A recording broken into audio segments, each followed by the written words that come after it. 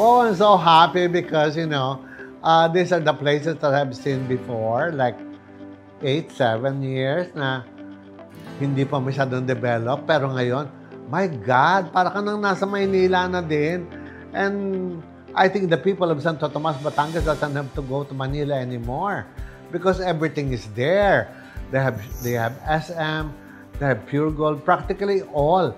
At ito ang isang pinakabagong, ang ganda-ganda. Imagine nyo, sa gitna ng gasolinahan, all around it ay puro mga kainan, services, lahat-lahat. At dito natin nilalagay ang Ricky Reyes Hair Clinic. Kaya maganda na po ang lahat ng mga taga Santo Tomas, Batangas, mga taga Malbar, mga taga Laguna. Yan ang pinakamalalapit na area dahil nandyan na po ang Ricky Reyes Hair Clinic. And I'm so happy that I'll be working with Mark and Ivy that dadalahin ito sa lahat.